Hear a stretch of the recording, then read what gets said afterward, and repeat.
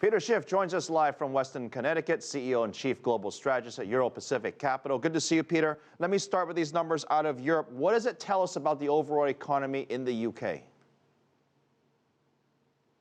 Well, I think if the goal is to create jobs, they're not going to do it by creating inflation. Holding interest rates too low is not what's going to create jobs in the UK. They have to understand what is the impediment to job creation, and it's big government programs, it's minimum wage laws, it's other laws that restrict employers' ability with respect to hiring and firing and all the various taxes that they encounter and lawsuits that they potentially encounter when they hire people. So that's what the government should be focused on, removing all these barriers to let the free market create jobs. But if they think they're going to create jobs by creating inflation and keeping interest rates low, they're wrong. Peter, you and I have had a lot of conversations about different problems around the world, but we've actually never talked about this specific one, and that's the youth unemployment, not necessarily just only in the UK, but also the whole entire rest of Europe. And look, they embrace capitalism. They, for the most part, have free markets. What are they doing wrong, and why is this such just a crazy problem when you try to explain this to somebody who lives outside of Europe? Well, the minimum wage law is particularly problematic for young, unskilled people. Now, I know the British, they have some kind of apprentice training wage, but, by the time you get to be 19, I think the full minimum wage applies, which, I think it's close to, in U.S. terms, about $10 an hour. I'm not sure exactly what it is, in pounds, but that's about where it is. But, a lot of people aren't worth that much. They don't have the skills. And, of course, the minimum wage is just the beginning. You have to pay a lot of taxes. On top of that, there's payroll taxes. So the cost of hiring people is a lot higher than just the minimum wage payment. And so for a lot of people, that's a barrier they can't overcome. What about this? What about this issue of permanent unemployment? What about this issue of firing people? Because I hear that a lot from a lot of economists, that it's hard to fire people, it's hard to add headcount or eliminate headcount depending on your business. Is that a problem?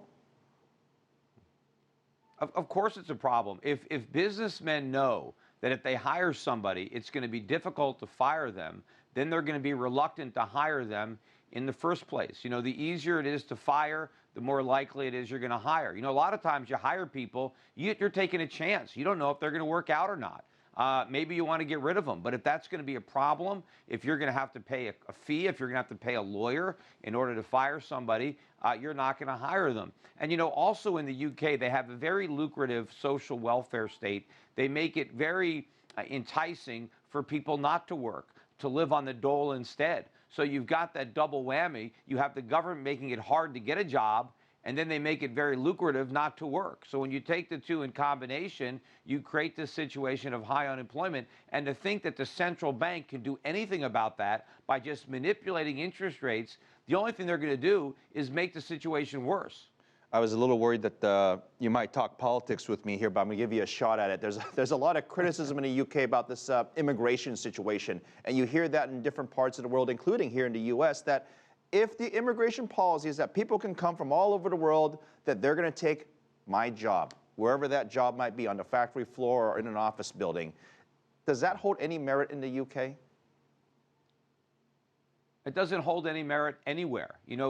Throughout history, people have always tried to scapegoat immigrants because they're usually an easy scapegoat, because sometimes they don't look like the native population, they don't sound like them, and so they're easy to scapegoat. But, nobody takes anybody's job because nobody is entitled to a job. A job is created by an employer who has a need that a worker may or may not be able to fill. But just because people come in and are willing to work, it doesn't take away any opportunities. It doesn't take away any jobs. It actually improves the situation, because people working and helping the society to create new products, provide new services, makes everybody better. But yeah, it's very easy to say, oh, it's because of these the immigrants that are coming in. Look at all the benefits. There are a lot of jobs that are performed by immigrants. You take the immigrants out of the equation, and the jobs aren't performed at all. And people have to do without a lot of the services that we take for granted. This is a discussion we could have over a cup of coffee. Are you saying that because the social welfare system, or maybe I put it in a different way, because of all the social benefits some of these countries have, we won't name particular ones, I'll let you do that, But that's basically making people so that, hey, you know what? I've got this great life. I can go do anything that I want to do. I get money from the government. Why should I bother going to work? Is that what you're saying? Well, that happens a lot in the UK in particular, but it's not just the benefits you get for not working, but the minute you start to work, not only do you lose those benefits, but now you have to pay taxes. So the actual marginal tax rate for people who go off welfare or the dole, whatever they want to call it over there, and start working, that's some of the highest marginal tax rates that anybody faces. And so in many cases, it's just too big an obstacle. People don't want to do it.